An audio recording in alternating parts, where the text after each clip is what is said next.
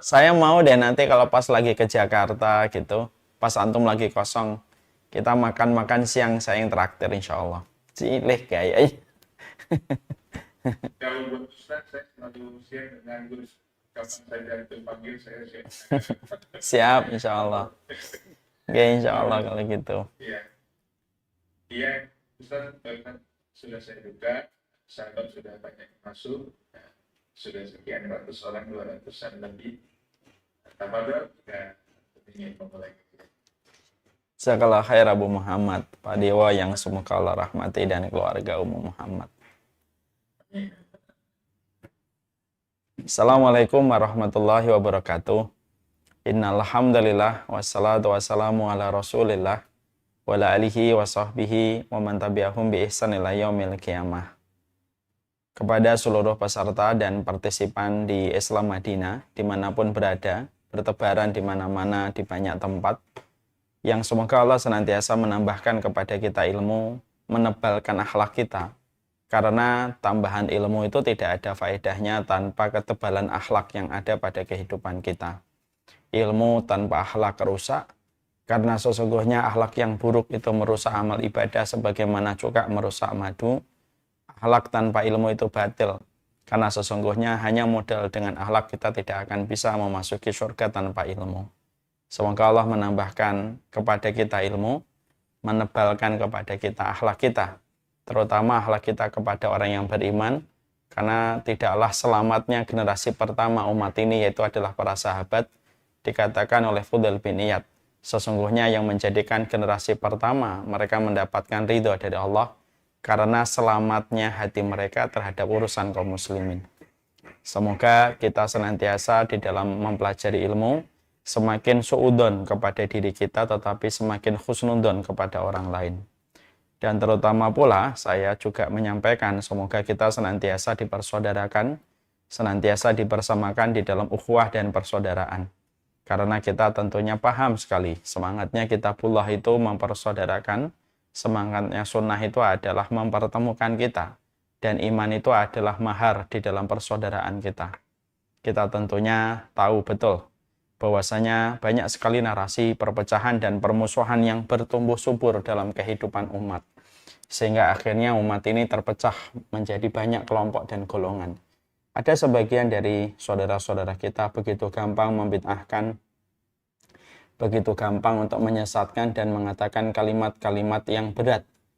Hanya karena perbedaan-perbedaan fikih yang tentunya sejatinya fikih itu luas, yang sempit itu hati kita. Perbedaan-perbedaan ijtihad, sehingga mereka itu gampang mengatakan ahlul bid'ah, syubhat, ahlul bid'ah, syubhat. Yang kadang-kadang mulut mereka tidak sebanding dengan ilmu yang sebenarnya belum mereka kuasai. Ada sebagian saudara kita yang terkadang mereka begitu gampang untuk mengatakan kepada saudaranya dengan kalimat wahabi, wahabi, wahabi kemana-mana. Dan tentunya ini merupakan dua frekuensi yang paling dominan dalam kehidupan kalau kita berada di tengah masyarakat. Kita tentunya paham betul bahwasanya hal semacam ini merupakan bagian dari sebuah narasi pertikaian dan permusuhan. Dan semoga kita tidak menjadi korban-korban berikutnya dari narasi-narasi yang semacam ini. Karena ketika hati kita sudah memahami ilmu dengan akhlaknya, kita tidak akan perlu menjadi bagian dari orang yang gampang membid'ahkan dan gampang menyesatkan. Dan kita juga tidak perlu menjadi bagian dari orang yang begitu gampang untuk mengatakan kalimat wahabi kepada sesama saudaranya. Karena kita adalah orang yang telah diberikan nama oleh Allah dengan kata wasammakumul muslimin. Kita telah diberikan nama oleh Allah dengan sebuah kata yang bernama muslim. Semoga Allah senantiasa memberikan kepada kita rahmat yang tumbuh pada hati kita seiring ketika kita mempelajari ilmu, terutama ketika kita mempelajari kematian. Harusnya materi kematian itu semakin menjadikan kita rahmatnya itu diperbesar, bukan memperbanyak musuh ketika uban sudah semakin banyak, ketika keribut kita sudah semakin kentara, sehingga akhirnya itu peringatan supaya semakin mendekati kematian, semakin sedikit sesuatu yang bisa menggugat kita nanti dalam kehidupan di akhirat. Semoga kita tidak terseret dengan narasi-narasi yang ada, narasi permusuhan dan narasi pertikaian. Terutama pula ketika kita menghadapi tahun-tahun politik ini. Kita berada di ujung tahun 2023 dan kita akan menghadap pada tahun 2024. Tentunya tahun politik ini juga tidak boleh menjadikan hati kita panas dan tidak boleh menjadikan hati kita dan jiwa kita dipenuhi rasa dendam. Hati boleh panas, kepala tetap dingin. Karena sesungguhnya siapapun pilihan kita tentunya berharap semoga pilihan ini merupakan pilihan yang kita pilih setelah kita beristikharah kepada Allah. Pilihan yang kita pilih semoga membawa kebaikan untuk umat, untuk bangsa yang kita cintai supaya memberi keberkahan. Dan tentunya tidak perlu bagi kita, siapapun yang kita pilih, lalu menjadikan kita saling berpecah belah, lalu menjadikan kita saling bermusuhan. Saya tidak bosan untuk mengatakan siapapun yang kita pilih, sejatinya kalau kita mati, yang mensolati kita adalah tetangga kita. Siapapun yang kita pilih, sejatinya yang akan repot kalau kita sedang sakit itu bukanlah mereka, tetapi adalah tetangga dan sahabat yang mungkin akan berjibaku untuk membantu kita. Marilah kita menjadi hamba Allah yang bersaudara, jangan menikmati permusuhan, karena tidak ada satupun yang menikmati permusuhan kecuali adalah setan, dan semoga kita tidak menjadi setan dalam bentuk manusia. Selamat datang persaudaraan, semoga setiap perbedaan-perbedaan, selama bukan menyimpang dari ketentuan kitabullah dan sunnah, perbedaan itu tidak perlu menjadikan kita bertikai, terutama ketika dalil-dalil yang kita peroleh dan dalil-dalil yang dimiliki saudara kita bersumber kepada referensi-referensi terdahulu dari para ulama. Alhamdulillah, tentunya senang sekali kita pada kesempatan hari ini kita membahas dan kita bersyukur kepada Allah, kita masih diberikan kesempatan untuk membahas ilmu. Dan tentunya proses kesyukuran ini merupakan sebuah proses untuk meredam arti keinginan yang tidak ada ujungnya. Salah satu di antara siksa pedih pada kehidupan hati adalah ketika manusia diberikan keinginan yang tidak ada putusnya, keinginan yang tidak ada endingnya, yang menjadikan akhirnya apapun yang diperoleh tidak akan pernah merasa lapang, lama, kecuali hanyalah sebentar, lalu dia menginginkan keinginan baru yang hadir. Dan tentunya apabila ada manusia sudah disiksa dengan keinginan, maka keinginan itu akan menyiksanya. Yang lapang menjadi sempit, yang banyak menjadi terasa sedikit ketika kita selalu diliputi dengan perasaan tidak pernah cukup dengan sebuah kata keinginan yang tidak ada endingnya. Syukur itu obat dari penyakit yang tadi kita sebutkan. Karena penyakit hati yang tidak pernah merasa cukup dengan apa yang Allah berikan ini berbahaya. Karena kenikmatan 2 gunung emas pun akan terasa hanya 1 gram kalau tidak disikapi dengan syukur. Kenikmatan mobil semewah apapun dengan harga 3 miliar pun akan terasa sebagaimana mobil harga 50 juta kalau tidak diberikan rasa syukur. Inilah yang menjadikan kita paham salah satu penyakit hati yang merupakan indikator Allah tidak suka sama manusia, dijadikan orang itu tidak pernah merasa cukup dengan apapun yang dia peroleh. Dan ini berbahaya. Yang banyak terasa sedikit, yang tebal terasa tipis, ketika manusia tidak mendapatkan kecukupan, ketika mereka tidak bersyukur. Marilah kita bersyukur. Karena sesungguhnya paham materialisme yang hari ini bergejolak, menggurita dalam seluruh kehidupan. Paham materialisme itu hari ini telah menyebarkan virus-virus ketidakcukupan banyak hati manusia terhadap apa yang mereka peroleh. Dan tentunya tidak ada obat dari virus yang disebarkan oleh paham materialisme, kecuali adalah bersyukur kepada Allah. Paham materialisme head to head-nya itu adalah dengan bersyukur kepada Allah. Semoga kita bersyukur karena sesungguhnya semakin engkau bersyukur, semakin kita bersyukur, semakin sederhana seluruh keinginan di dalam kehidupan kita. Semakin kita bersyukur, semakin tampak bersahaja keinginan kita dan angan-angan kita. Dan ketika kita pendek angan-angannya, pendek pula keinginannya, kita mudah untuk bahagia. Bukan bahagia yang menjadikan kita bersyukur, tapi bersyukurlah pasti kita akan bahagia. Saya pada kesempatan hari ini akan meneruskan perjalanan panjang bersama dengan Majelis Ta'lim Islam Madinah. yaitu pembahasan panjang tentang kematian. Kematian itu sejatinya, kalau Allah menggariskan bahwasanya pada kehidupan kita ada kematian, sebagaimana yang Allah firmankan di dalam surat Al-Mulk, "Huwallazi alladzi khalaqal mauta wal hayata liyabluwakum ayyukum ahsanu amala." Allah itu menciptakan kehidupan dan kematian untuk mengetahui siapa yang terbaik pada amal yang dia kerjakan. Di sini kita paham, kematian itu merupakan ciptaan Allah. Kematian itu merupakan makhluk yang sejatinya kelak pada waktu di akhirat, kematian ini ditiadakan oleh Allah dan tidak ada lagi kematian. Kematian itu hanya di dunia. Ketika kematian itu merupakan makhluk, karena Allah mengatakan di dalam ayat yang kedua pada surat Al-Mulk, "Alladzi khalaqal mauta." Allah yang menciptakan. Berarti maut itu adalah makhluk. Ketika kematian itu adalah makhluk dan itu hadir hanya pada kehidupan kita di dunia, maka sesungguhnya kita punya kewajiban terhadap kematian. Karena dia merupakan bagian dari makhluk yang Allah ciptakan bersamaan dalam kehidupan kita ketika kita masih memiliki ajal. Maka kewajiban kita kepada kematian itu adalah bagaimana kita mengetahui dan memahami tentang kematian, mempersiapkan ketika makhluk ini akan datang pada kehidupan kita, dan kita berdoa semoga kita diselamatkan dari buruknya kematian ketika makhluk bernama kematian itu menjumpai dan mendatangi kita. Inilah kewajiban kita terhadap kematian.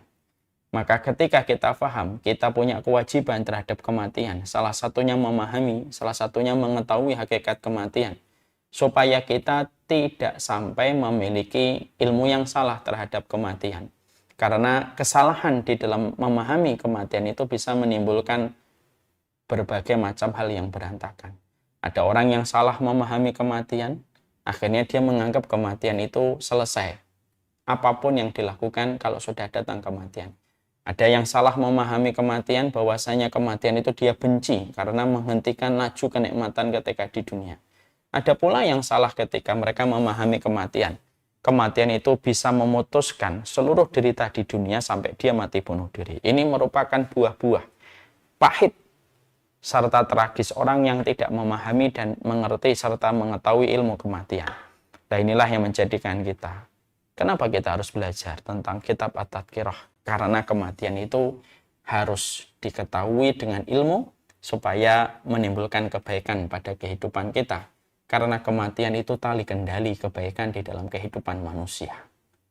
Orang yang semakin mengingat mati, semakin hidup hatinya.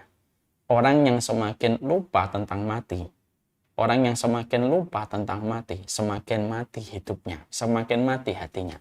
Dan itulah yang kita khawatirkan bisa menimpa kepada siapapun. Setelah kita memahami latar belakang, kenapa kita mempelajari kitab At-Tadhkirah, kita lanjutkan. Kita tentunya ada sebuah riwayat yang ingin saya sampaikan. Riwayat ini belum. Ada satu riwayat yang saya sampaikan. Ada seorang ulama yang bernama Ibrahim bin Yazid Al-Abdi. Ya, bahwasanya beliau ini diberikan laqab. Beliau ini mendapatkan gelar itu Abu Ishaq. Abu Ishaq ini ditemuin oleh seorang ulama yang bernama Riyah Al-Qaisy. Ya, nama Abu Qasim ditemui sama Abu Riyah Al-Qaisy. Abu Riyah Al-Qaisy ini mengatakan kepada Abu Qasim, "Wahai Abu Qasim, ayo jalan yuk bersamaku menemui penghuni akhirat dan kita mengikat janji di samping mereka." Masya Allah ya, di sini kita mendapati satu pelajaran yang sangat bagus sekali. Riyah Al-Qaisy mengajak sahabatnya Abu Ishaq untuk melakukan sebuah aktivitas. Aktivitasnya adalah mari kita menemui penghuni akhirat, lalu kita mengikat janji kita di samping mereka. Insya Allah ya. Berarti yang dinamakan sahib itu sahib, yang dinamakan teman itu selalu menarik. Kalau temannya baik, menarik perkara yang baik. Kalau teman kita buruk, ya pasti menarik kita kepada perkara yang buruk. Riyah Al-Qaisy mengatakan kepada Abu Ishaq, ayo kita jalan yuk, kita menemui penghuni akhirat dan kita mengikat janji. Ya, siapa mengikat janji di samping mereka. Lalu mereka berdua, orang yang soleh ini, mereka pergi. Mereka tidak pergi ke mall, mereka tidak pergi ke pasar, mereka tidak pergi ke tempat perdagangan, tapi mereka pergi ke pemakaman. Mereka masuk ke area kuburan. Lalu mereka duduk di samping salah satu kuburan di antara tanah pekuburan yang ada pada tempat itu. Maka pada saat itulah Riyah Al-Qaisi lalu berkata kepada sahabat yang beliau cintai, yaitu adalah Abu Ishaq. Abu Ishaq, kira-kira apa yang diucapkan oleh penghuni kubur ini? Apa kira-kira yang diucapkan oleh penghuni kubur ini? Lalu Abu Ishaq mengatakan kepada Riyah Al-Qaisi, mungkin mereka pasti berharap supaya mereka dihidupkan kembali untuk melakukan ketaatan kepada Allah dan memperbaiki amal. Mereka ingin memperbaiki sholat, mereka ingin memperbaiki puasa, mereka ingin memperbaiki sedekah, mereka ingin memperbaiki ketaatan. Dan mereka ingin supaya hidup mereka jauh lebih taat daripada kondisi mereka sebelumnya. Maka akhirnya Riyah Al-Qaisi itu berkata, sekarang kita berada pada satu waktu dan satu ruang, di mana ini menjadi impian orang yang ada di bawah kaki kita hari ini. Mereka berandai-andai, dan harapan mereka untuk hidup kembali, memperbaiki amal, memperbaiki ketaatan itu tidak akan pernah terrealisir, karena mereka tidak akan pernah hidup kembali selama-lamanya. Tapi kita masih berada pada ruang dan waktu untuk bisa melakukan ketaatan dan memperbaiki amal dari impian dan harapan penghuni kubur yang ada di bawah kaki kita. Masya Allah. Maka akhirnya Riyah Al-Qaisi berkata, ayo kita perbaiki ketaatan kita, kita perbaiki ibadah kita, dan menjadi orang yang lebih taat kepada Allah Subhanahu wa Ta'ala. Masya Allah. Abu Ishaq kaget mendapatkan penjelasan dari Riyah Al-Qaisi. Lalu akhirnya mereka berdua meninggalkan kuburan dengan hati yang sungguh bertambah. Ketakutan mereka kepada Allah dan keinginan mereka yang besar untuk melakukan ketaatan. Riyah Al-Qaisi pada waktu itu, setelah itu beliau betul-betul memperbaiki ketaatannya, memperbanyak istighfarnya, memperbanyak taubatnya kepada Allah. Dan tidak lama setelah itu, tidak sampai 1 tahun, Riyah Al-Qaisi meninggal dunia. Kita mendapati percakapan yang baru kita sampaikan di satu kitab, percakapan antara dua manusia utama ketika mereka adalah orang yang soleh lagi berilmu, antara Abu Ishaq dengan Riyah Al-Qaisi, itu merupakan sebuah percakapan yang sudah berlalu ratusan tahun. Tapi percakapan ini masih relevan pada kehidupan kita. Ada satu perkataan dari ada satu percakapan dari Abu Ishaq ketika menjawab pertanyaan dari Riyah Al-Qaisi. Kita ini masih berada pada ruang dan waktu yang dimimpikan oleh setiap orang yang hari ini mereka sudah terkubur di bawah kaki kita.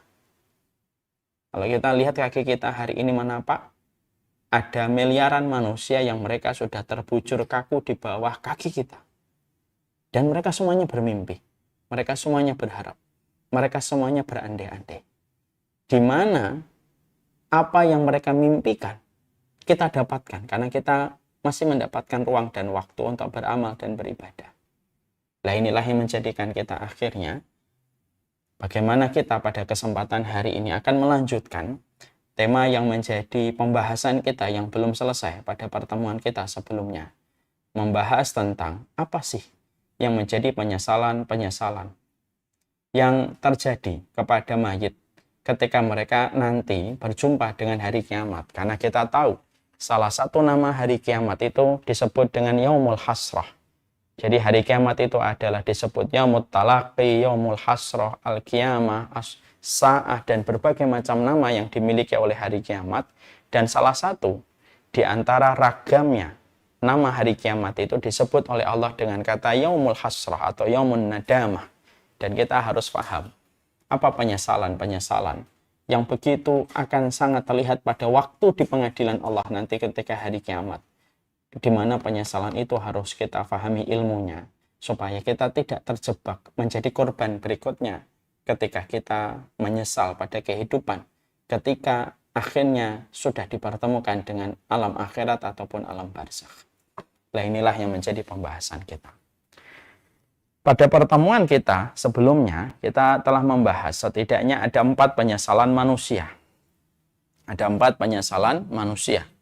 Ketika manusia nanti ditegakkan hari kiamat, mizan ditegakkan, sirat dibentangkan, dan setiap malaikat malik dan setiap malaikat yang bertugas pada waktu pengadilan Allah semuanya sudah bertugas di tempat mereka masing-masing. Dan sesungguhnya mereka tidak pernah mengkhianati setiap pekerjaan yang Allah amanahkan untuk mereka. Maka sesungguhnya penyesalan yang sudah kita kaji pada waktu pertemuan kita sebelumnya, yang pertama adalah penyesalan manusia ketika mereka salah memilih teman dan sahabat. Yang kedua, penyesalan adalah ketika mereka dikaruniai dan diberikan keluarga, tetapi mereka tidak saling mengingatkan tentang urusan akhiratnya. Yang ketiga, yaitu penyesalan ketika mereka tidak beriman kepada Allah. Yang keempat adalah penyesalan ketika manusia selama hidupnya selalu berpesta dengan seluruh kemaksiatan dan tidak pernah memiliki rasa takut kepada Allah, tetapi mereka lupa tidak ada pesta yang tak usai. Dan sesungguhnya orang yang fajir dan orang yang durjana itu adalah mereka yang senantiasa berpesta dengan seluruh dosa dan kemaksiatan ketika mereka hatinya tidak pernah memiliki rasa takut kepada Allah.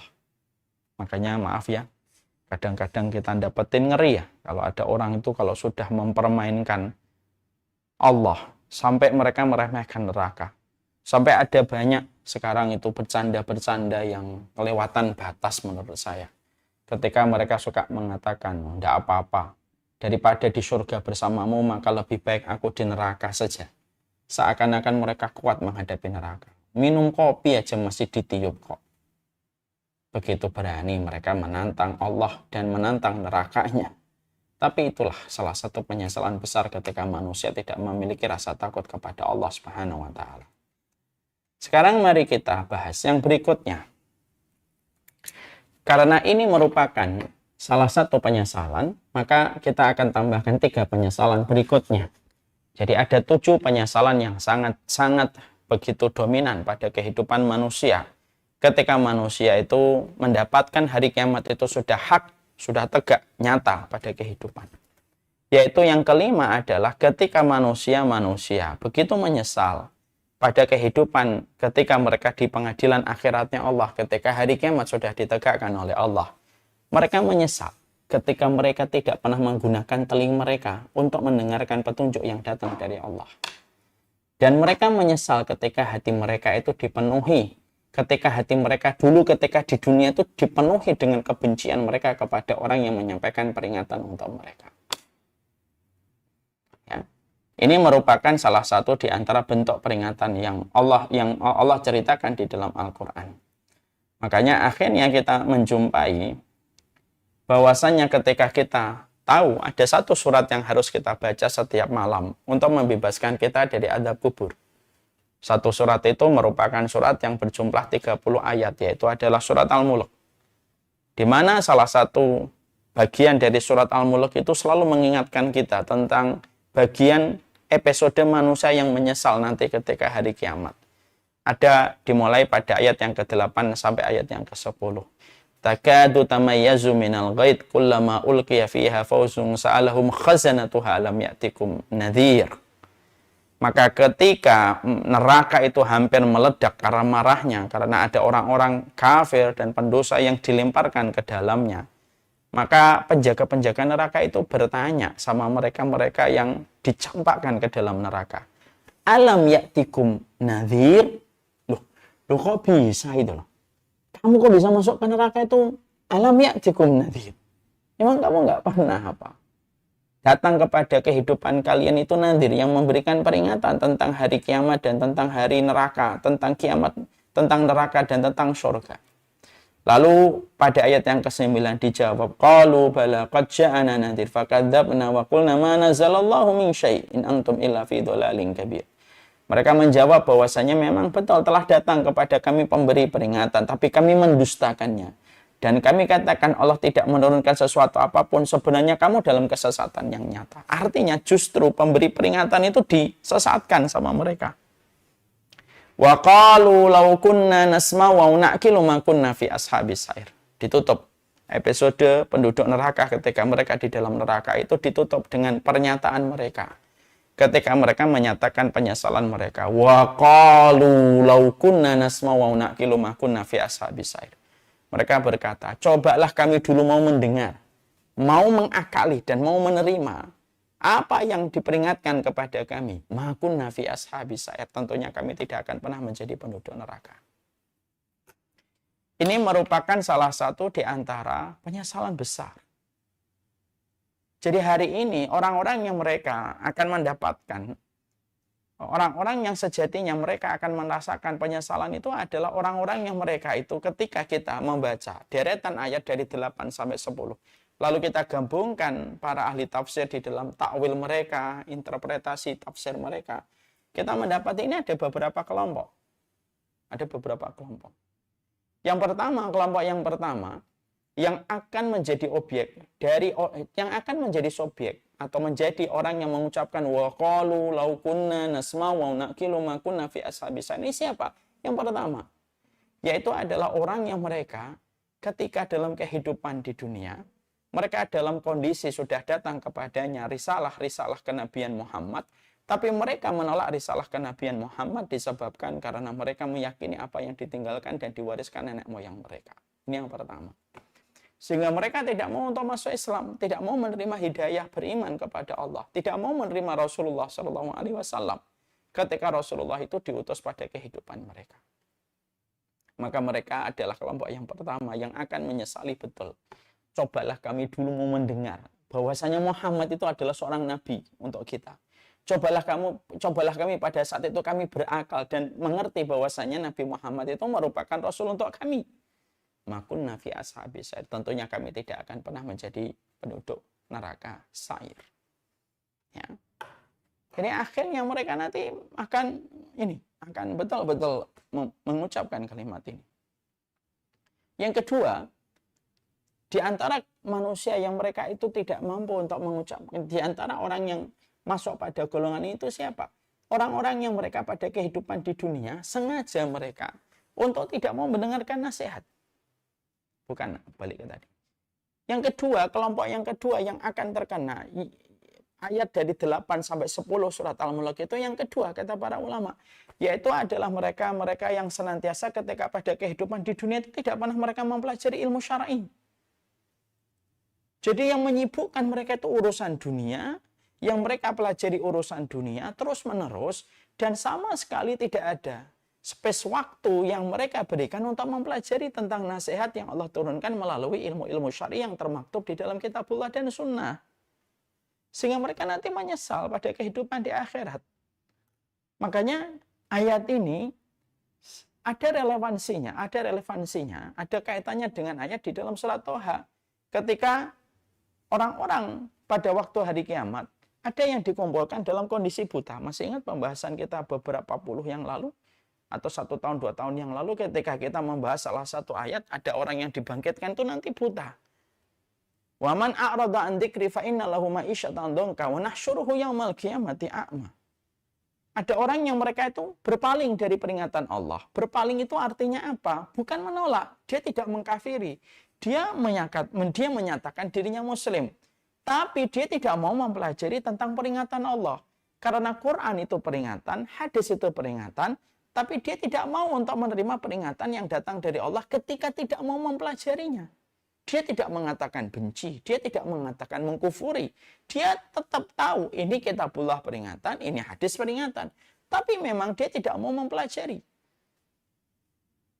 Maka Allah menyampaikan dalam surat Toha, "Wa man a'rada an dzikri fa inna lahu ma'isyatan dhanka wa nahsyuruhu yaumal qiyamati a'ma." Kami akan kumpulkan mereka dalam kondisi buta. Qala atatka ayatuna lima hasyartani a'ma mereka sampai mengatakan, kenapa engkau kumpulkan kami dalam kondisi buta, padahal kami dulunya ketika di dunia mampu melihat. Lalu dijawab oleh Allah, atatka ayatuna fanasitaha wa kadzalikal yauma tunsa. Karena sesungguhnya turun kepadamu ayat-ayat kami, kamu berpaling, kamu tidak mau mempelajarinya, kamu melupakannya dan melalaikannya, sebagaimana telah datang kepada kalian peringatan yang ada di dalam kitabullah dan sunnah, lalu kalian tidak mau memperingatinya, tidak mau mempelajarinya, maka sebagaimana kalian melupakan peringatan-peringatan itu, sebagaimana hari ini kalian dilupakan di dalam kebaikan. Jadi ini yang kedua, Pak. Jadi orang-orang yang mereka pada kehidupan yaumun nadamah atau yaumul hasrah, yaitu adalah orang-orang yang menyesal pada waktu kehidupan di akhirat itu tidak pernah sama sekali memberikan perhatian. Dan tidak pernah memberikan sama sekali konsentrasi pada part hidupnya untuk mempelajari ilmu syar'i. Jadi maaf sekali kalau boleh dikatakan dalam bentuk real, bukan kita merasa lebih baik, tapi kita ngambil apa yang dijelaskan para ulama. Kalau ada orang dari Senin sampai Jumat dia kerja, Sabtu, Ahad dia pakai untuk hobi. Lalu datang Senin kembali sampai Jumat. Lalu dia kerja lagi. Lalu Sabtu dan Ahad, bagaimana dia ngurus hobinya kembali. Ataupun dia mungkin rekreasi sama keluarganya. Dan tidak ada sama sekali waktu baginya untuk mempelajari peringatan yang datang dari Allah. YouTube-nya tidak ada sama sekali YouTube kajian. Dipenuhi dengan berbagai macam tontonan-tontonan yang sering hanya memberikan sensasi hiburan kepadanya. Setiap harinya, setiap waktunya. Dan hanya dia mengetahui Islam itu hanya sebatas sholat, hanya sebatas puasa, dan tidak lebih daripada itu. Lalu tidak ada hajat baginya untuk mempelajari apapun yang datang dari kitabullah dan sunnah, maka dia termasuk yang akan mengatakan di dalam ayat yang ke-10 pada surat Al-Mulk, wa qalu law kunna nasma'u wa na'qilu. Cobalah kami mendengar dan kami itu belajar, berpikir. Tentunya kami tidak akan pernah menjadi penduduk dari neraka sa'ir. Ya, maaf ya. Jadi sini kita akhirnya paham ya. Apabila ada manusia muslim, dia mengaku dirinya, mungkin dia masih sholat, mungkin dia masih puasa, tapi sama sekali tidak pernah tergerak sama sekali untuk belajar. Tapi seluruh dominasi waktunya, mayoritas waktunya, semuanya hanya urusan dunia saja. Ini termasuk salah satu hal yang paling disesali manusia ketika nanti di akhirat. Kenapa? Karena ilmu itu melapangkan jalan ke surga. Tidak ada ilmu, paling susah menuju surga. Kan begitu. Kalau kita memahami hadis riwayat Muslim dari Rasulullah. Kan hadisnya, man salaka tariqan yaltamisu fihi ilman sahalallahu tariqan bihi ilal jannah. Siapapun yang melapangkan jalannya untuk mencari ilmu, ilmu itu perkataan Allah dan Rasulnya. Siapapun yang melapangkan jalannya untuk mencari ilmu ketika di dunia, Allah pasti melapangkan jalannya ke surga. Berarti ilmu itu merupakan identik dengan surga, sebagaimana ikan identik dengan air. Maka mafhumul mukhalafahnya, pemahaman terbaliknya itu adalah, kalau ada manusia pada kehidupannya, sama sekali mereka tidak pernah mau memberikan paruh waktunya untuk belajar ilmu syar'i, maka sesungguhnya betapa sempitnya gang yang dia lewati dan betapa terjalnya perjalanannya untuk menuju kepada surga. Kenapa? Karena tidak ada investasi ilmu ketika di dunia. Karena investasi jalan aspal yang mulus dan tol di surga itu tergantung dengan investasi ilmu yang dia lapangkan ketika dia belajar. Ya. Jadi ini merupakan sesuatu yang sifatnya harus betul-betul menjadi perenungan untuk kita, Pak. Jadi kalau ada di antara kita ada yang menjadi abi dan umi, menjadi papa dan mama, tidak apa-apa kalau memang anak kita tidak belajar di pondok, karena memang tidak semuanya harus belajar di pondok. Tidak apa-apa kalau anak kita menjadi dokter, tidak apa-apa kalau anak kita menjadi aparatur negara, tidak apa-apa. Tapi tetap dia harus belajar ilmu syar'i. Walaupun mungkin tidak formal. Dia harus betul-betul menambah bekalnya pada kehidupan ilmu agama. Kenapa? Bukan ilmu yang membutuhkan kita. Kita yang butuh ilmu. Untuk melapangkan jalan kita ke surga. Ketiadaan kita belajar dan duduk di taman-taman ilmu dan taklim. Dan tidak pernah duduknya kita di tempat kajian itu. Membuat perjalanan manusia ketika di akhirat itu penuh dengan rintangan. Melewati jalan gang yang sempit ketika mereka tidak pernah mempelajari ilmu syar'i yang Allah turunkan menjadi peringatan pada kehidupan manusia. Coba kita bayangkan. Itu yang menjadi masalah hari ini. Lalu apa yang sering kita temukan? Yang sering kita temukan ini merupakan bagian doa. Bukan kita membenci, tapi kita tentunya ini bagian dari doa membicarakan ini supaya kita juga waspada, kita tidak masuk kepada kelompok ini. Yang sering kita temukan adalah orang selama hidupnya, sepanjang hari-harinya selalu diisi dengan duniawi terus. Senin sampai Jumat sudah pergi sebelum subuh, pulang di atas jam 9. Ketika Sabtu Ahad diisi dengan hanya hiburan kemana-mana. Sama sekali malamnya tidak pernah membuka tafsir, tidak pernah membuka hadis, tidak pernah sama sekali mempelajari fikih yang harus dia pahami tentang peringatan dari Allah. Bagaimana dia harus mengerti tentang sholat, mengerti tentang mendidik anak. Tidak pernah sama sekali. Hati-hati. Orang semacam ini yang nanti akan dibangkitkan buta. Dan orang yang semacam inilah yang akan berkata di hadapan para malaikat penjaga neraka. Wa qalu law kunna nasma'u wa na'qilu ma kunna fi ashabis sa'ir. Ini juga teguran untuk saya. Belajar itu penting. Karena surga identik dengan ilmu sebagaimana ikan identik dengan air. Ya. Coba deh. Mari kita bangunkan anak kita. Dari aktivitas mereka ketika terus hanya dunia saja. Kadang-kadang sedih kita mendapatkan hari ini.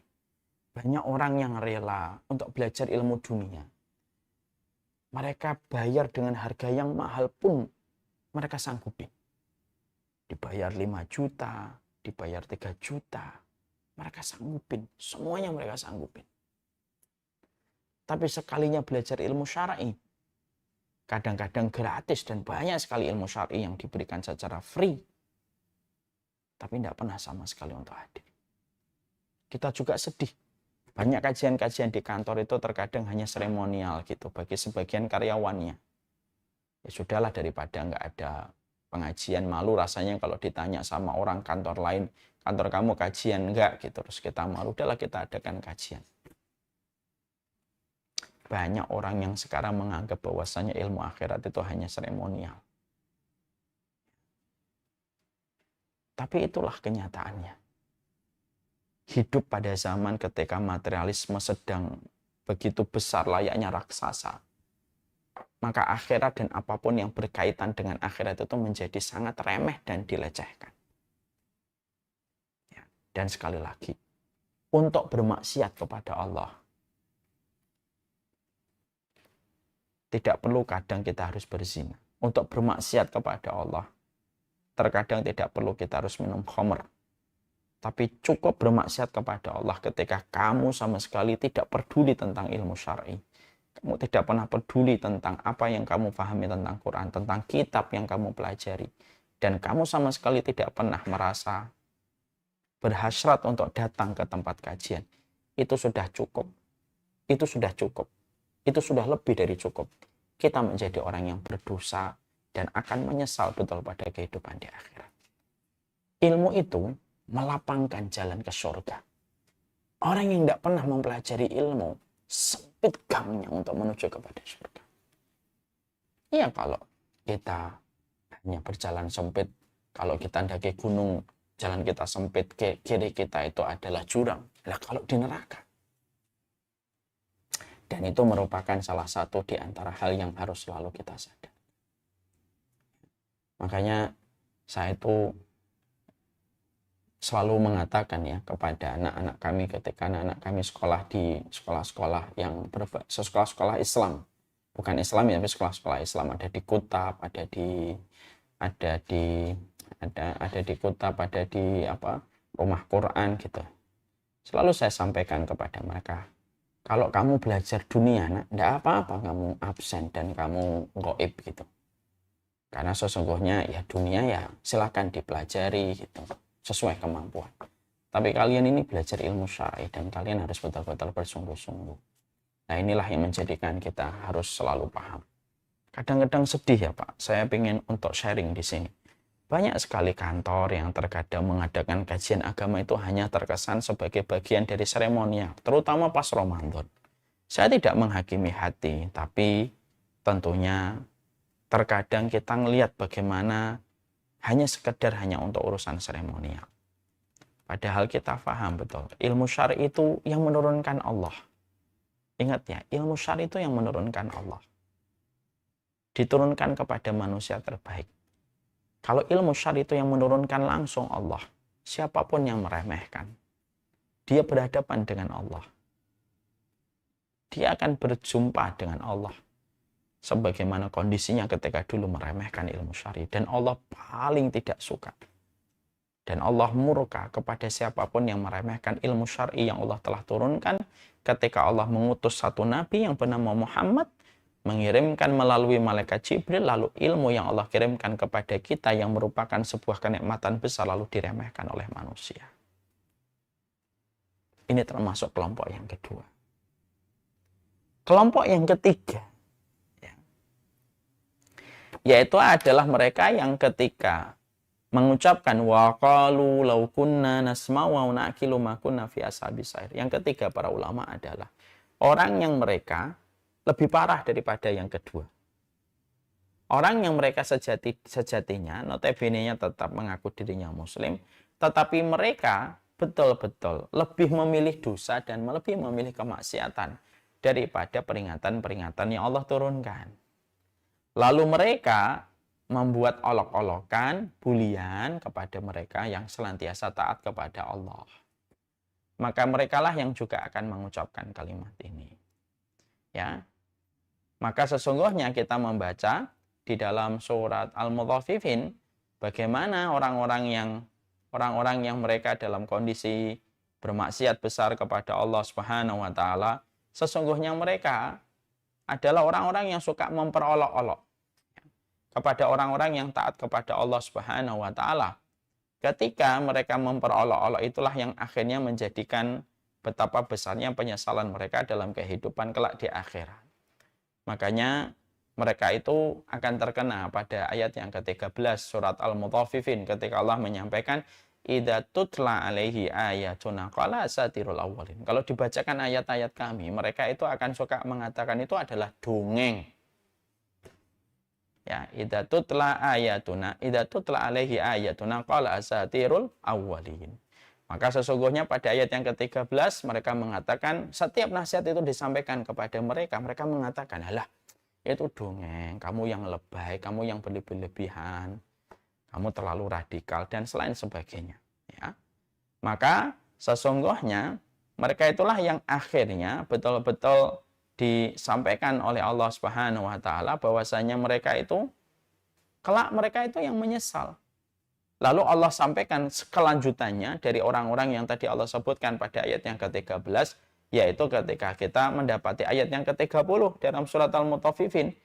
Ketika di dalam surat Al-Mutaffifin ayat yang ke-30 Allah berfirman, wa idza marru bihim yataghamazun. Orang-orang itu tuh kalau dilewatin sama orang-orang yang berbuat baik sama mereka itu apa? Yataghamazun. Mereka tuh suka mengedip-ngedipkan mata mereka.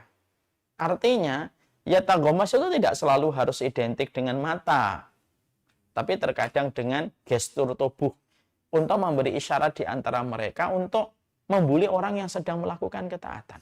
Kadang-kadang ya dengan mata, kadang-kadang dengan isyarat suara, kadang-kadang dengan isyarat tubuh seperti ketika mereka memincingkan mata mereka. Itu wa idza marru bihim yataghamazun. Bukan hanya itu saja, Allah juga sampaikan pada ayat yang ke-31. Wa idzan qalabu ila ahlihim wa idzan qalabu ila ahlihim qalabu fakihin. Kalau mereka pulang kepada keluarga mereka dan kepada kaumnya, mereka gembira ketika baru saja mereka itu membuli orang-orang yang mereka melakukan ketaatan. Kan hari ini begitu. Sudah tidak taat, sudah tidak mau mempelajari, kadang-kadang suka dijadikan materi stand up.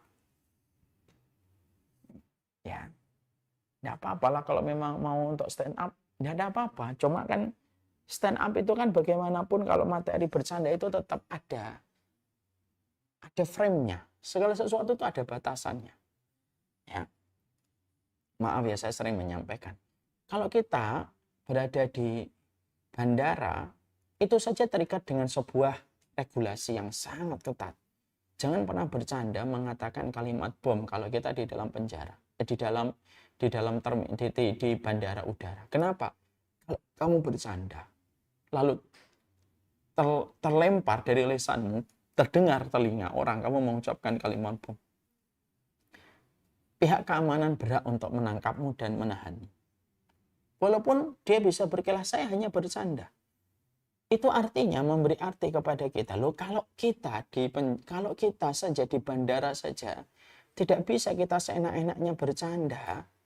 Di dalam kehidupan ini bercanda boleh. Tapi juga ada batasan dan frame-nya. Ada orang-orang yang mereka itu ketika mereka itu sudah diberikan peringatan, kadang-kadang peringatan itu ditolak, tapi dijadikan menjadi materi untuk membuli dan memperolok-olok orang yang mereka melakukan ketaatan. Wa idzan qalabu ila ahli munqalabu fakihin. Jadi bukan hanya mereka itu gesturnya ndak enak sama orang yang ngasih nasihat, tapi setelah itu apa? Kalau mereka kembali kepada gengnya, wa idzan qalabu ila ahli munqalabu, mereka kembali kepada gengnya, kepada circle-nya, ila ahlihim itu kepada circle-nya mereka, yang qalabu fakihin, mereka itu senang. Mereka ketawa-tawa terbahak-bahak menertawakan apa yang mereka bully dari orang-orang yang mereka menyampaikan nasihat untuk mereka. Ini jadi peringatan untuk kita, Pak. Kadang-kadang kita, memang kadang-kadang hati kita futur ketika turun iman. Kadang-kadang tidak bisa semua perintah Allah kita bisa kerjakan. Tapi kita juga harus paham ketidakmampuan kita untuk melakukan sebuah ketaatan itu tidak menjadi alasan kita untuk membuli ketaatan itu. Karena apa? Lebih baik kita ngaku tidak mampu, lalu kita beristighfar dan bertobat kepada Allah, daripada ketika kita tidak mampu melakukan ketaatan lalu membuli ketaatan itu dan menjadikan bahan bercandaan. Dan itu termasuk kelompok yang ketiga. Jadi di antara penyesalan manusia yang Allah sebutkan dalam deretan ayat yang ke-8, ayat yang ke-9, ayat yang ke-10, ketika dikatakan takadu tamayyazu minal ghayid kullama ulqiya fiha fa'uzun sa'alahum khazanatuha lam ya'tikum nadir qalu bala qad ja'ana nadir fakadzabna wa qulna ma nazzalallahu min syai'in antum illa fi dhalalin kabir wa qalu law kunna nasma'u wa na'qilu ma kunna fi ashabis sa'ir. Dan siapa ini yang mengucapkan ini? Siapa nanti pelaku yang mengucapkan lau kunna nasma'u wa na'qilu ma kunna fi ashabis sa'ir? Yaitu adalah tiga tadi. Satu, yang mereka mendengar nasihat tentang Nabi Muhammad, tapi mereka tidak pernah mengimani Nabi Muhammad. Dua, orang-orang yang mereka sepanjang hidupnya nggak pernah mau belajar ilmu syar'i. Habis untuk urusan kerja, habis untuk urusan hobi. Habis untuk urusan pleasure sama keluarganya saja. Hanya itu saja tiap waktu. Dan yang ketiga adalah orang yang mereka menolak sebuah peringatan dan menjadikan peringatan itu menjadi olok-olokan dan bulian. Dan mereka senang, ketawa terbahak-bahak kalau sudah mengadakan perkara itu ketika habis mendiskreditkan dan memojokkan orang yang memberi peringatan. Nah, inilah yang menjadikan kita akhirnya memahami betul. Ini termasuk salah satu perkara yang kita harus mengerti. Yang berikutnya, penyesalan manusia yang kelima. Itu yang kelima. Yang keenam. Penyesalan manusia itu adalah ketika mereka begitu pelit mengeluarkan zakat dan infak. Ini termasuk salah satu penyesalan. Kalau ini sudah sering dibahas oleh banyak ustadz, oleh banyak khatib. Ja'far. Kita tentunya paham sekali bahwasanya di dalam salah satu ayat di dalam surat Al-Munafikun, Allah itu mengatakan ya ayyuhal, di dalam surat Al-Munafikun Allah itu mengatakan bahwasanya Allah berfirman di dalam surat Al-Munafikun, Allah mengatakan kepada kita di dalam ayatnya itu adalah ketika Allah berfirman pada ayat yang ke-10, wa anfiqu mimma razaqnakum min qabli ayyati ahadakumul maut fayaqula rabbi laula akhartani ila ajalin qarib fa asaddaqa wa akum minas salihin. Pada ayat yang ke-10 nanti kita mendapati betul bahwasanya Allah memberikan kepada kita perintah wa anfiqu mimma razaqnakum min qabli ayyatiya ahadakumul maut. Berinfaklah sebelum datangnya kepada kalian sebuah kematian. Artinya kenapa ada perintah infak yang Allah perintahkan kita untuk mengeluarkannya, lalu kata setelahnya itu adalah qabla ayyatiya ahadakumul maut. Lalu keadaan yang disebutkan setelahnya itu keadaannya adalah kematian. Karena sedekah dan kematian itu saling berkaitan.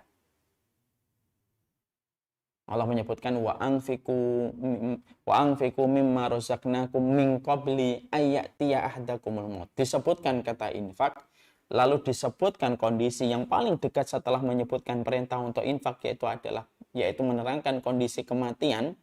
Karena mati dan infak itu tidak bisa dipisahkan. Karena mati itu lapang dengan infakmu dan mati itu sempit dengan bakhil dan pelitmu.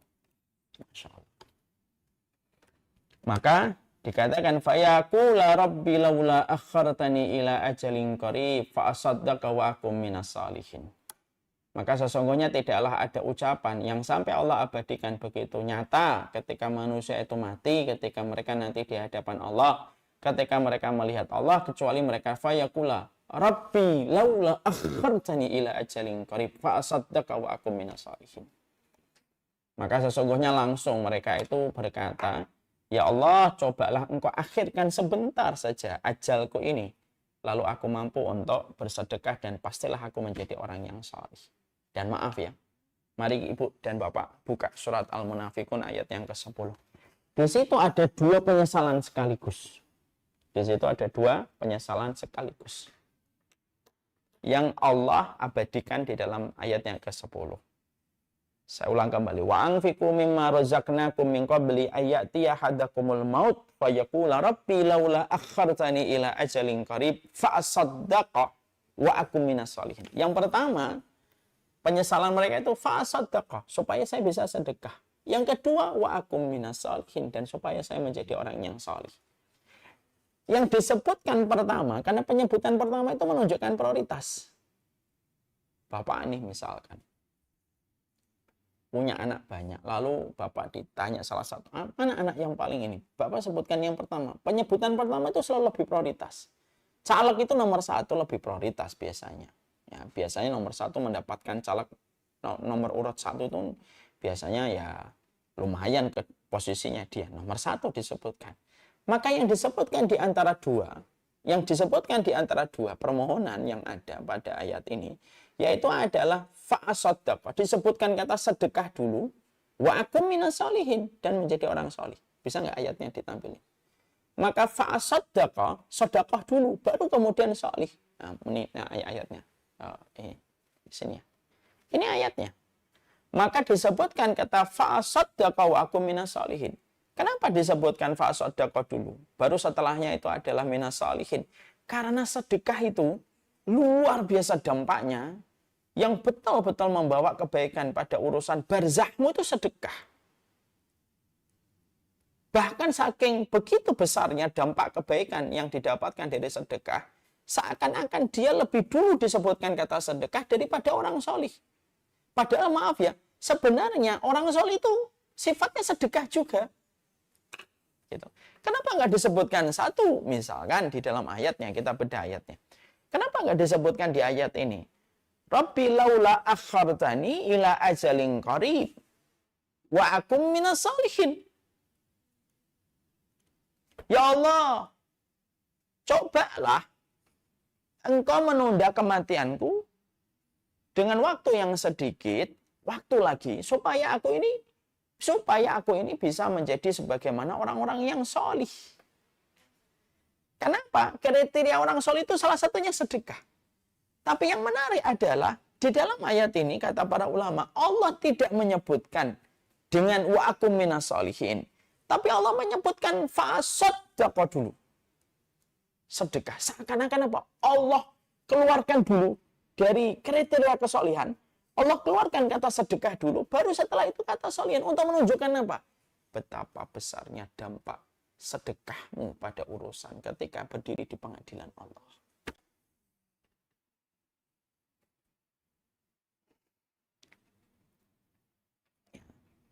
Maka inilah yang menjadikan kita akhirnya paham. Ya.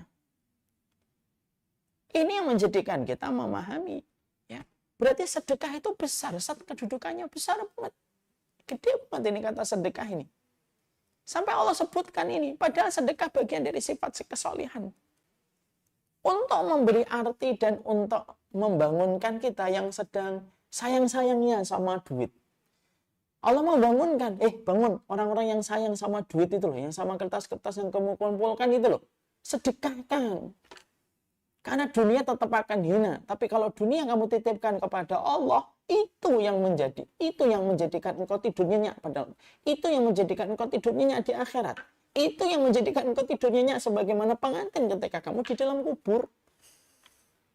Karena salah satu nikmatnya nanti ketika di dalam kubur itu apa? Salah satu nikmat besar ketika manusia itu di dalam kuburnya, mereka tidur kayak pengantin baru. Itu kan kata dalam hadis riwayat Bara' bin Azib kan gitu, tidurnya kayak pengantin baru. Maaf, bukan Bara' bin Azib, satu ulama lain. Lah, sedekah itu membuat kita tidur nyenyak. Tidak, sedekah itu membuat kita tidak bisa merasakan ketenangan dalam kehidupan di alam barzah dan di pengadilan Allah. Maka akhirnya itulah yang menjadikan akhirnya paham. Di antara penyesalan manusia ketika manusia itu di dalam kuburnya adalah bagaimana manusia itu ketika mereka itu di dalam kuburnya adalah mereka itu adalah menyesal ketika tidak mampu bersedekah. Sedekahlah. Kalau kadang-kadang kita dibayangi, Ustadz nanti anak saya gimana? Gini Bapak dan Ibu, saya sampaikan nasihat untuk kita dan Ibu. Anak kita tetap akan mendapatkan takdir rezekinya sendiri. Bukan berarti kita tidak meninggalkan warisan untuk anak kita. Iya, tetap harus meninggalkan warisan gitu supaya anak kita tidak menjadi pengemis dan peminta-minta. Tapi ingat betul. Bagaimanapun anak kita punya takdir sendiri dalam rezeki.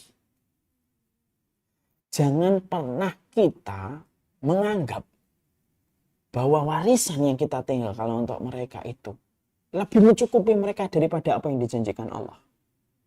Kenapa? Karena biasanya orang tua yang biasanya susah sedekah itu apa? Mikirin anak. Betul, boleh mikirin anak. Kita boleh meninggalkan warisan untuk menjadikan anak kita tidak menjadi pengemis. Iya, saya setuju itu. Saya tidak pernah meragukan kalimat itu. Dan kata para ulama salaf gitu, tinggalkanlah warisan yang cukup untuk anakmu supaya anakmu tidak menjadi peminta-minta dan menjadi beban bagi orang lain. Oke, kita sepakat itu. Tapi bukan berarti semuanya harus kita tinggalkan untuk anak. Kenapa? Harus ada iman. Harus ada iman pada harta kita dengan sebuah keyakinan. Saya tetap harus memberikan kebaikan untuk diri saya. Dan kebaikan diri saya itu terletak pada sedekah saya. Kenapa? Karena sesungguhnya ketika saya bersedekah dalam kebaikan, itu pun juga akan menambah keberkahan pada harta yang saya tinggalkan. Contoh, Bapak Ibu punya 1 miliar. Lalu Bapak Ibu akhirnya nggak mau sedekah. Umurnya sudah 55, umurnya sudah 60 tahun. Punya uang misalkan 1 miliar. Kita nggak mau sedekah. Kenapa? Untuk anak saya nanti. Kita harus paham. Pertama, anak kita punya jalur takdir rezekinya sendiri. Yang kedua, jangan pernah merasa warisan kita mencukupi mereka. Dan yang ketiga, kita butuh terhadap 1 miliar itu untuk menjadi bagian kebaikan untuk melapangkan kita. Karena check-in kita nanti di hotel yang bernama Hotel Barzah, itu dari sedekah kita. Kan ayatnya jelas. Ini cara kita bayar check-in dulu. Ya. Kita check-in dulu Hotel Barzah kita itu apa? Ya dengan sedekah kita. Lalu kita juga harus yakin yang keempat. Yang keempatnya apa? Kalau kamu sedekah, harta yang kamu tinggalkan 1 miliar pun akan diganti oleh Allah. Kalaupun tidak kamu dapatkan gantinya pas ketika kamu hidup, mungkin digantinya Allah ketika harta itu diwariskan dari orang tua yang pandai bersedekah, Allah memberkahi harta yang kita tinggalkan untuk anak. Kan begitu. Maaf ya, saya dapetin satu hal yang gini. Ada orang sama-sama meninggalkan warisan sama anaknya. Tapi ada langsung habis tidak bersisa. Ada orang meninggalkan warisan anaknya dengan jumlah yang mungkin lebih sedikit daripada yang pertama. Tapi justru berkah anaknya cukup dengan itu. Dan akhirnya apa? Banyak kebaikan yang didapatkan oleh anak itu. Kenapa kok bisa beda? Sama-sama hukumnya warisan. Sama-sama warisan. Yang satu warisan, yang dua juga warisan. Tapi kenapa kok bisa berbeda? Bisa jadi yang meninggalkan warisan yang pertama ini jarang sedekah. Allah tidak memberkahi harta itu ketika diwariskan. Artinya, ya sudah, sesuai dengan jumlah nominalnya habis-habis. Tapi yang kedua, karena ini ditinggalkan sama orang tua yang tetap dia mendahulukan Allah untuk bersedekah, Allah berkahi. Sehingga ketika diwariskan, itu bertumbuh kembang. Karena sedekah itu selalu menumbuh kembangkan harta dengan cara yang Allah ridha. Paham ya maksud saya di sini? Karena selalu masalah kita tuh sama kalau sudah tua. Saya mau ninggalin untuk anak saya, Ustadz, gitu. Ya, nggak salah, gitu. Tapi sekali ingat ya, 4 ya. 1, anakmu punya jalur rezeki sendiri. 2, yang kita harus ingat adalah anakmu punya jalur rezeki sendiri. Yang kedua, bahwasanya kita harus paham bahwasanya kita tetap butuh sedekah kita. Kita butuh tetap sedekah kita untuk kebaikan kita. Yang ketiga, bahwasanya kita memahami betul bahwasanya sedekah yang kita keluarkan itu justru memberikan keberkahan pada harta yang kita tinggalkan. Dan yang keempat, yaitu adalah ketika kita mengeluarkan sedekah itu, maka tetap ada bagian yang kita tinggalkan untuk anak kita, tapi juga kita bersedekah. Supaya tidak menjadikan anak kita menjadi peminta-minta. Artinya jangan sampai kamu akhirnya semuanya kamu sedekahkan, lalu kamu tinggalkan anakmu tidak dapat apa-apa. Itu juga tidak boleh. Tapi jangan sampai keinginan kita untuk meninggalkan warisan untuk anak kita menjadikan kita menjadi pelit. Kenapa? Khawatir. Justru nanti rezeki kamu yang kamu tinggalkan warisan itu tidak berkah. Akhirnya apa? Dipakai bisnis rugi, dipakai untuk berdagang jadi rugi. Beda kalau harta yang kita tinggalkan berkah. Karena kita selalu mensifati harta itu adalah harta yang kita sedekahkan. Dan ketika anak itu mewariskan harta yang berkah, dipakai bisnis menjadi kebaikan, dipakai berdagang menjadi keberkahan. Dan itu yang kita harus paham. Dan yang terakhir, Yaumun Nadamah, ini pembahasan yang terakhir. Yang terakhir adalah sesungguhnya ketika seseorang itu, ketika mereka dalam kondisi meninggal dunia, maka tidak ada yang mereka inginkan kecuali adalah ingin beramal soleh sebagaimana yang tadi di dalam ayat yang ke-10 surat Al-Munafikun. Tapi terutama adalah masalah sholat. Terutama untuk menunjukkan betapa besarnya kedudukan dan posisi sholat dalam kehidupan manusia. Nah, semoga Allah memberikan kepada kita keberkahan.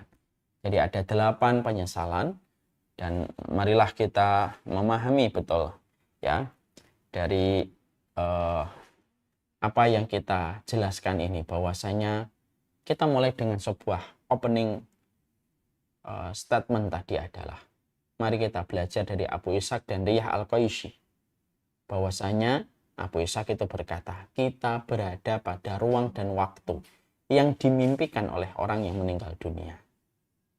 Tentunya kita masih memiliki ruang dan waktu yang sangat mahal ini. Dan marilah kita memperbaiki amalan kita dan ketaatan kita.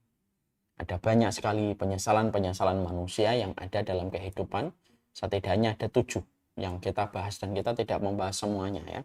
Tapi kita bahas hal-hal yang paling real dan sering terjadi dalam kehidupan kita. Tadi yang pertama adalah, apa tadi? Bagaimana ketika kita menyesal salah memilih teman dan sahabat. Penyesalan ketika kita diberikan keluarga tapi tidak memperingatkan. Penyesalan ketika tidak menjadi muslim. Penyesalan ketika manusia itu tidak takut kepada Allah. Lalu yang kelima adalah kita menjadi orang yang tidak mendengar nasihat. Dan ini ada 3. Orang yang tidak mau merespon dakwah kenabian. Orang yang kedua tidak pernah mau belajar sama sekali ilmu syar'i. Habis urusannya untuk dunia doang, seumur-umur hidupnya. Dan yang ketiga suka mengolok-olok nasihat yang datang kepadanya. Ya. Kemudian orang-orang yang pelit ketika mengeluarkan zakat, dan orang yang mereka ingin beramal soleh dan ingin menegakkan kembali sholat. Semoga Allah memberi keberkahan pada ilmu kita. Semoga ilmu ini membentuk petunjuk pada kehidupan kita. Wassalamualaikum warahmatullahi wabarakatuh. Alhamdulillahirrabbilalamin. Ini yang dapat saya sampaikan. Semoga Allah memberkahi dan memberikan kemuliaan dalam kehidupan kita mengikuti petunjuk kenabian. Assalamualaikum warahmatullahi wabarakatuh. Saya serahkan kembali kepada Abu Muhammad.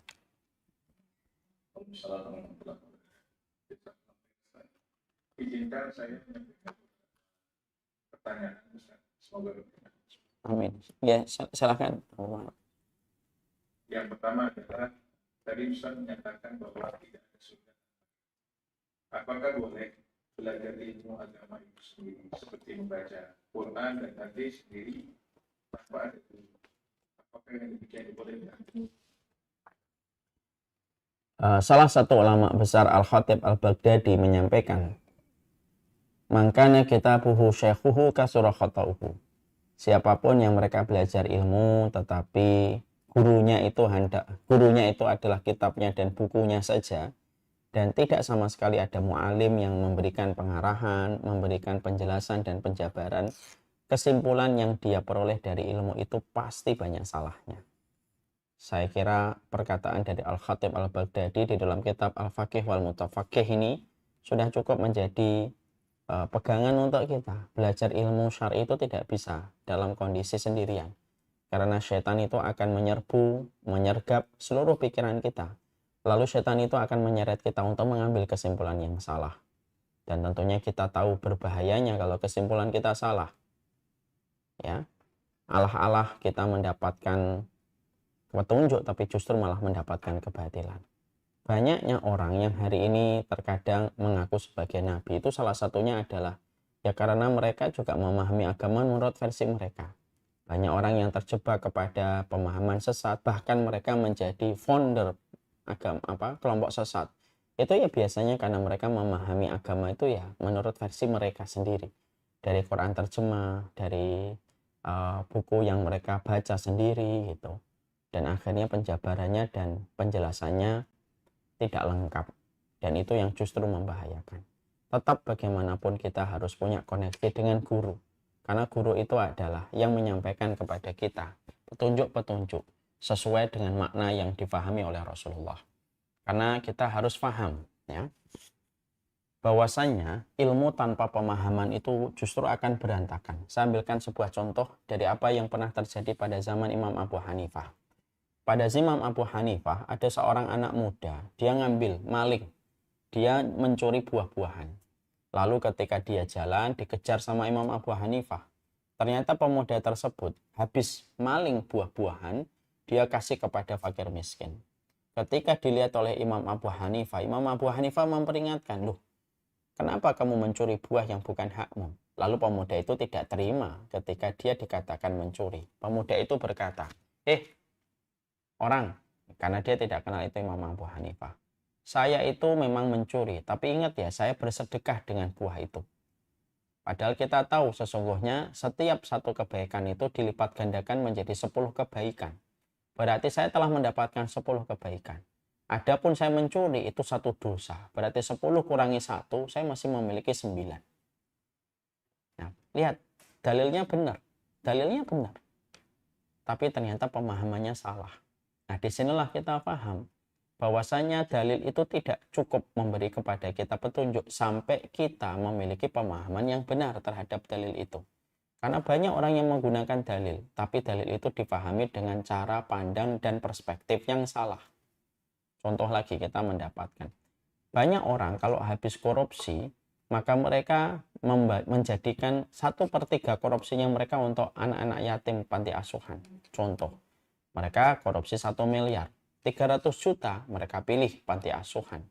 Lalu mereka berikan 300 jutanya untuk panti asuhan, untuk anak yatim. 600 jutanya mereka kantongi sendiri. Ketika mereka melakukan itu, banyak koruptor yang melakukan semacam ini. Dan ini saya tahu dari salah satu testimoni orang yang sudah bertaubat. Beliau berkata, "Dulu kami ketika melakukan itu, Ustadz punya dalil." Saya kaget loh, dalilnya apa Pak? Ya dalilnya adalah wa'at bi'isayyi'atal hasanata tamhuha. Kan ada itu hadisnya Nabi Ustadz. Yang apa itu? Yang ikutilah perbuatan yang buruk dengan perbuatan yang baik, maka perbuatan baik menghapuskan perbuatan buruk kamu. Oh, itu hadisnya saya tahu Pak. Wa'at bi'isayyi'atal hasanata tamhuha. Itu tak hadisnya. Itu yang dulu saya pakai itu. Teman-teman saya juga pakai hadis itu. Saya bilang, "Enggak bisa Pak kalau kayak gitu." Loh, kenapa enggak bisa? Karena ada dalil lain Pak yang Bapak harus pahami kalau membaca hadis itu. Apa dalil lainnya? Innallaha thayyibun wa la yaqbalu illa thayyiban. Allah itu baik dan tidak menerima kecuali yang baik.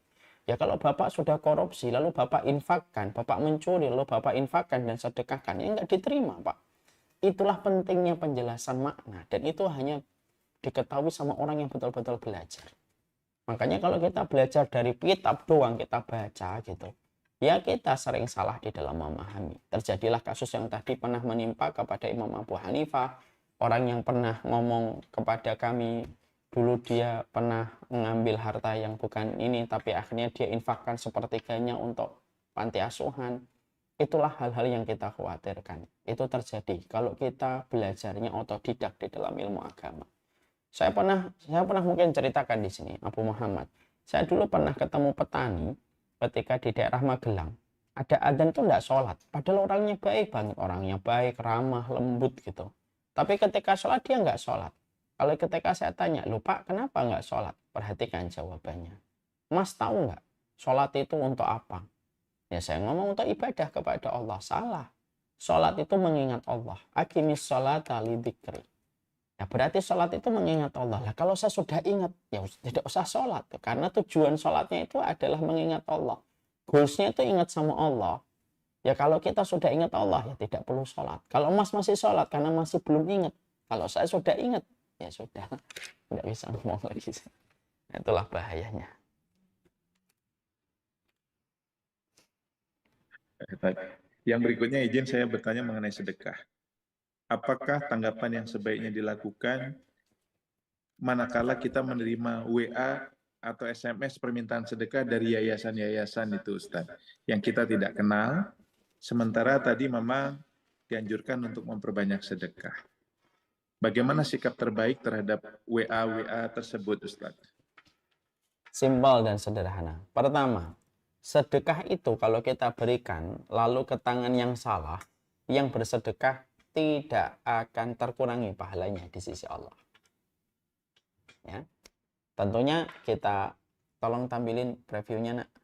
Ya, yaitu tadi sama Abu Muhammad. Kita tentunya mengingat ada satu riwayat Bukhari bahwasanya ada orang sedekah. Maka ketika dia bersedekah, dia berusaha menyembunyikan sedekahnya. Dia berusaha menyembunyikan sedekahnya. Lalu ternyata karena dia punya semangat menyembunyikan sedekahnya, dia pilih secara sporadis di tengah malam. Diambil tangan seseorang, ditarik, dikasih sedekah. Setelah itu dia pergi berlari. Ternyata pagi harinya tersebar kabar. Ada seorang pezina dikasih sedekah sama orang yang tidak ketahuan, orang yang tidak diketahui. Orang yang bersedekah itu mendengar kabar itu di waktu pagi dan dia berdoa, tidak apa-apa. Semoga sedekah itu bisa menjadikan dia bertobat dari zinanya. Malam berikutnya dia tidak kapok, dia sedekah lagi. Karena semangatnya untuk tetap menyembunyikan sedekahnya, dia mengambil tangan secara sporadis. Pokoknya siapapun tangan diambil, dikasih sedekah, dia lari. Paginya tersebar kabar. Ada orang pencuri, tetapi dikasih sedekah sama seseorang yang tidak ketahuan. Maka ketika berita itu nyampe lagi kepada pemberi sedekah itu berkata, moga-moga sedekah saya bisa menjadikan dia insyaf dari mencurinya. Malam yang ketiga, dia sedekah lagi dengan semangat tetap untuk memberikan sedekah secara sembunyi-sembunyi. Ada tangan seseorang diambil, diberikan sedekah. Ternyata orang kaya, pagi harinya tersebar kabar. Lalu dia berkata, tidak apa-apa, moga-moga orang kaya itu bisa untuk banyak bersedekah lebih banyak daripada saya. Di situ hadis jelas betul. Pertama, poinnya penting adalah, kalau kita bersedekah, kalaupun akhirnya disalahgunakan sedekah kita untuk mereka, maka itu tidak tanggung jawab kita. Karena apa? Kita sedekahnya hanya dilihat oleh Allah keikhlasannya. Pengelolanya yang bertanggung jawab kepada Allah. Ya tentunya bukan berarti akhirnya kita nutup mata, tidak perhatian, tidak hati-hati. Ya enggak juga, tetap kita hati-hati. Proses cek, recheck, double check itu tetap harus kita lakukan. Bukan untuk curiga, tetapi memastikan bahwasanya harta kita jatuh di tangan orang yang tepat. Ya. Tapi kalaupun ternyata itu pun masih meleset juga, maka itu serahkan sama Allah Subhanahu wa taala. Kalau kita yang kedua, bagaimana nyikapi WhatsApp itu? Kalau ibu merasa tidak kenal dengan yayasannya, menolak pun tidak menjadi dosa. Tidak dosa ketika orang memberikan kepada kita tawaran sedekah lalu kita tidak sedekah. Kenapa? Bisa jadi kita tidak sedekah pada yang hadir di WhatsApp kita, tapi kita bersedekah di tempat-tempat yang sudah kita percaya. Karena apa? Ya bagaimanapun bersedekah di tempat orang yang kita kenal, kita paham, kita mengerti, maka itu jauh lebih menenangkan. Dan tentunya membuat kita terasa lebih ikhlas dan lebih tulus memberikannya karena kita kenal dan punya koneksi di tempat itu. Wallahu a'lam bishawab. Baik, Ustaz. Izin bertanya mengenai menjaga silaturahmi pertemanan tadi.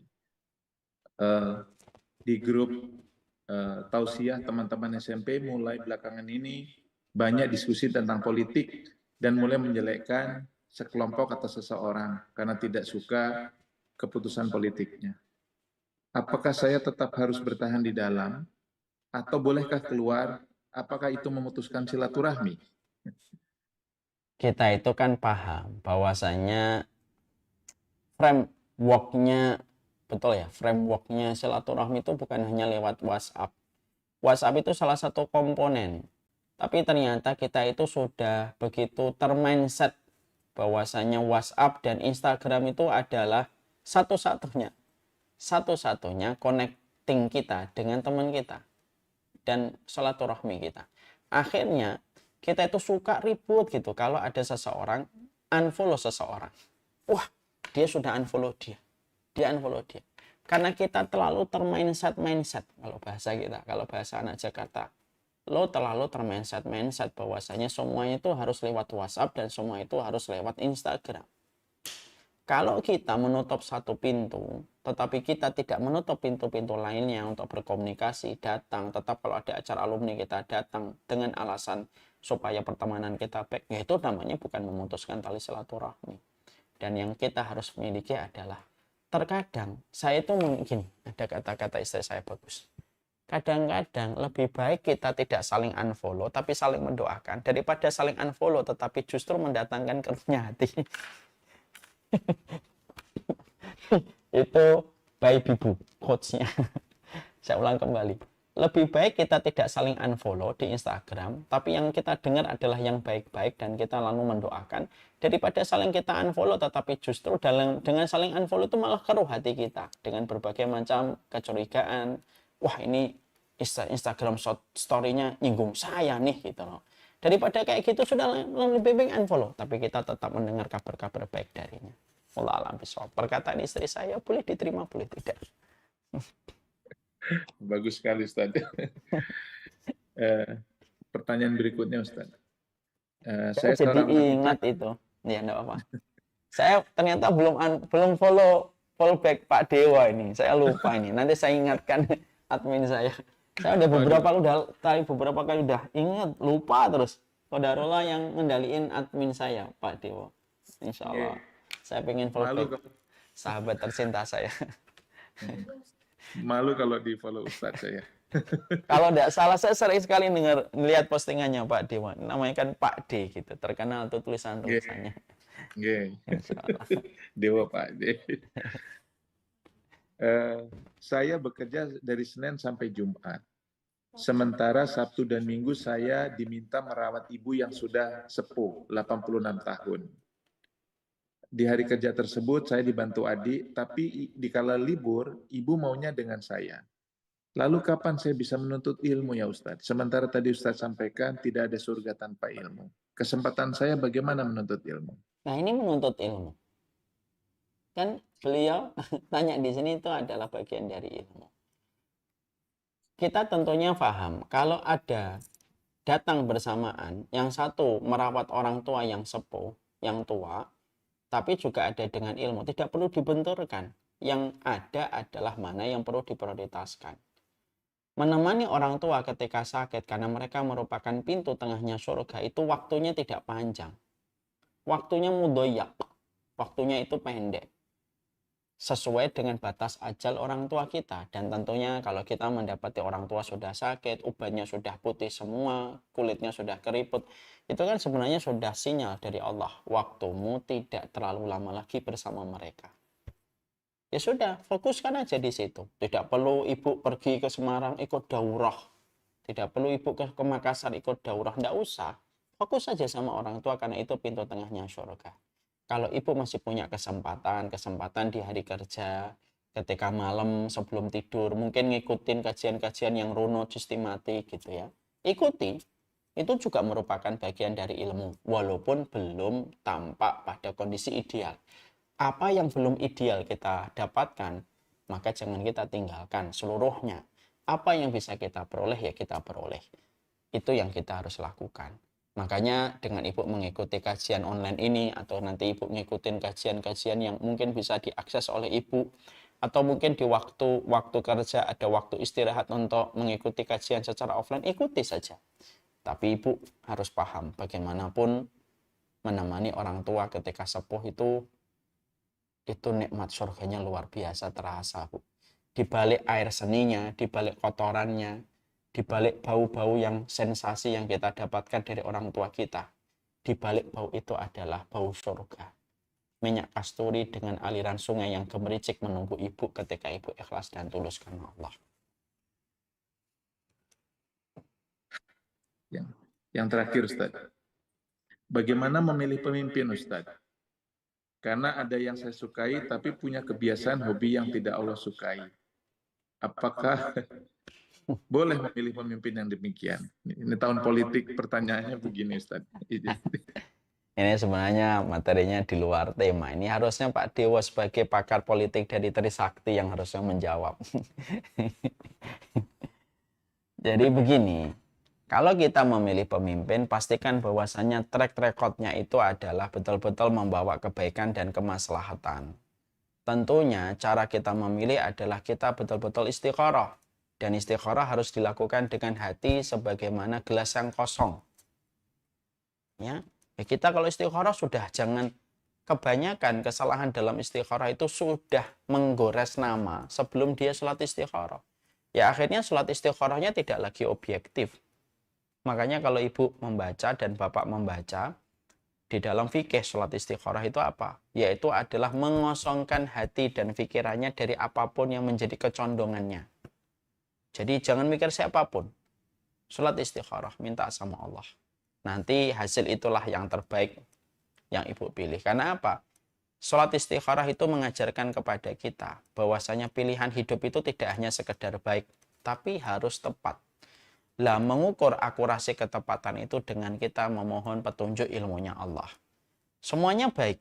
Ya, insya Allah semuanya baiklah. Semoga doa itulah yang Allah kabulkan dari kami dan kaum muslimin untuk 3 capres yang sekarang sedang kita lihat di banyak sosial media. Semuanya baik. Tapi pertanyaannya sederhana. Tidak semua yang baik itu tepat untuk urusan bangsa yang kita cintai. Nah, kita mengukur akurasi ketepatannya bagaimana? Ukur akurasi ketepatan kita dengan kita melaksanakan sholat istikharah. Kalau Ustadz milih siapa? Saya tidak akan pernah menyampaikan saya milih siapa. Mari kita sholat istikharah, mengukur kebaikan dan ketepatan akurasi kita. Wallahu a'lam bishawab. Kalau Pak Dewo nyalon, saya pasti pilih Pak Dewo. Alhamdulillah tidak pernah berkeinginan, Ustaz. Kalau antum nyalon, benar saya siap jadi jurukamnya antum. Tapi Ustaz, izinkan saya yang mentraktir Ustaz manakala hadir di Jakarta. Enggak, saya aja.